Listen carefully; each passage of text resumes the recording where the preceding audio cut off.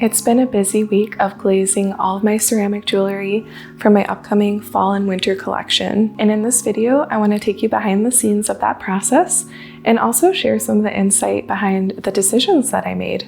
I am someone who suffers from shiny object syndrome, and I see a bright color I want to try and I can't hold back a lot of the time. Sometimes that can result in the visual representation of chaos because I just have so many ideas floating through my ADHD brain at all times.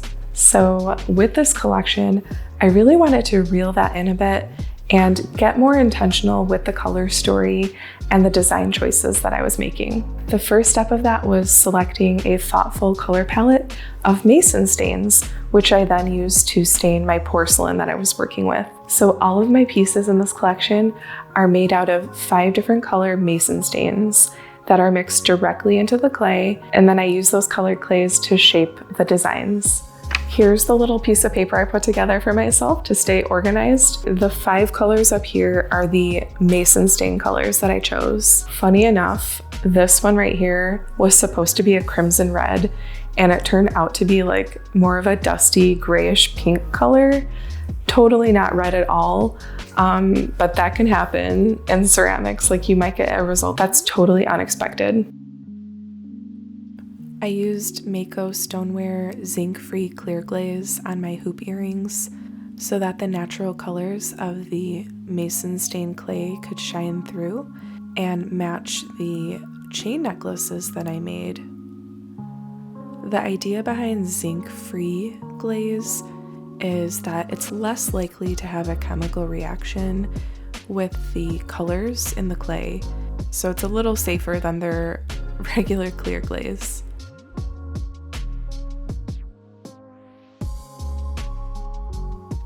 I did the same with a couple of the other styles, including these floral print teardrop earrings, and then also my colored blossom earrings. Just added that shiny coat of clear glaze to them.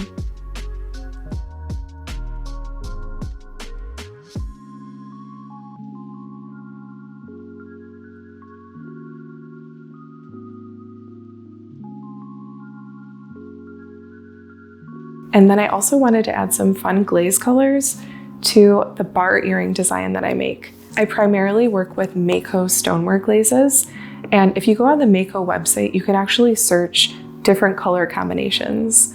Mayco actually releases a yearly collection of glazes, so I tapped into a lot of those for my collection, but I also used some glazes that I already had in my studio too, and I'm really excited with how they turned out. So I paired all of the little glaze combos with the mason stain colors to kind of give myself a little roadmap visually.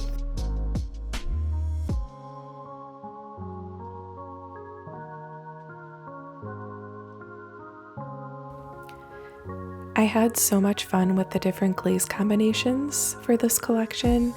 I would say that Milk Glass was the star of the show, which is one of the new Mayco 2025 colors. I also introduced Green Jasper, Black Timber, and Tropical Teal, all from that same 2025 palette by Mayco. And then I had some really fun colors in my cabinet in my studio too, which I brought out for this. So I introduced Ivy, Amaryllis, and Lime Shower.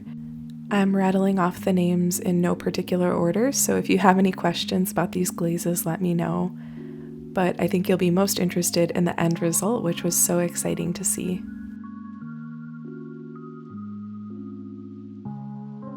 But first, we've got to load the kiln up for a glaze firing. I fire at cone 6. It used to take me ages to load the kiln for a glaze firing for jewelry because all the little pieces are so teeny tiny, but I figured out a way to transport them more efficiently. So I keep them on their wire and I carefully transfer each wire to an open bead tree. So I got these little short bead trees online, and I think the brand was called Rosalie, and they work pretty well. I might explore other options in the future to give me an even more efficient kiln loading process. I also have these taller trees, which I put on the top shelf because they're kind of too tall for the lower shelves. And then the chains are unglazed, so I could just lay them right on the shelf. I'm about to head into my kiln shed. Come along with me and let's see how everything turned out.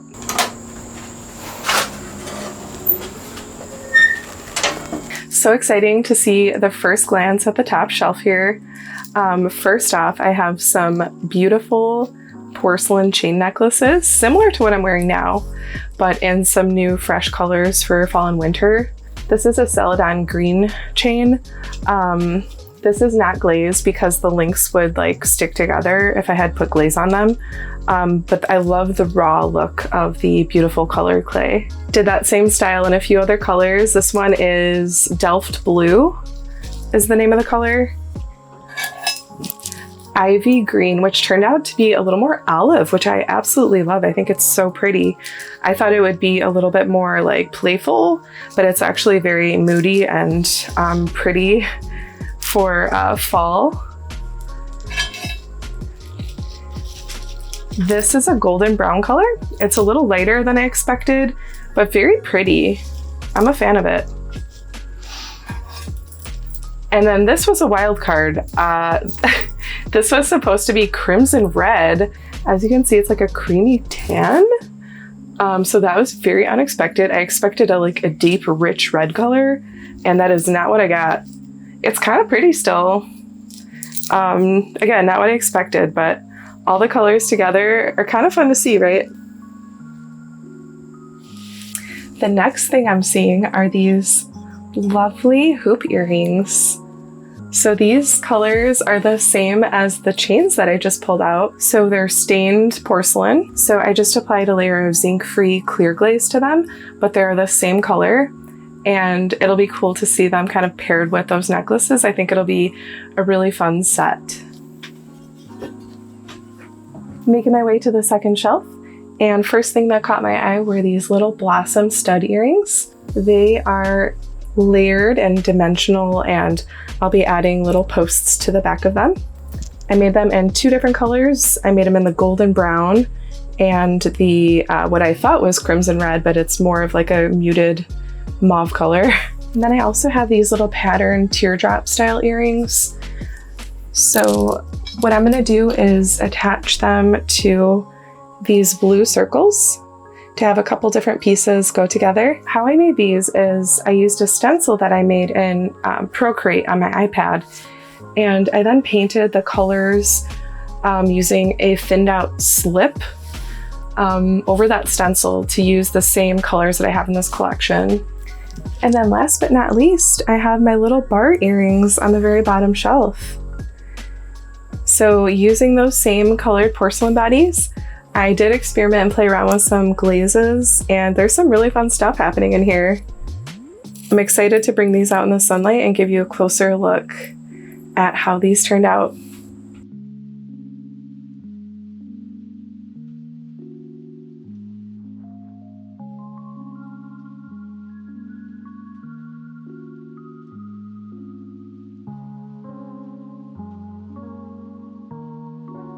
The next step is adding gold luster to all of my pieces, which I'll be sharing about in an upcoming video. To be honest, I went through this process last week, and I did film some footage of it, and the results were not as expected, and it was a really challenging week. I will be sharing about that. I know a lot of ceramics artists are struggling right now since Duncan discontinued their luster line, so I will probably be doing some more testing. I have a few different brands of gold luster that I want to try out and I want to share about on YouTube, just to help other artists who are also trying to find a way forward with different luster brands. If you liked this video and you enjoyed seeing a little bit behind the scenes of my process, please subscribe so we can stay connected.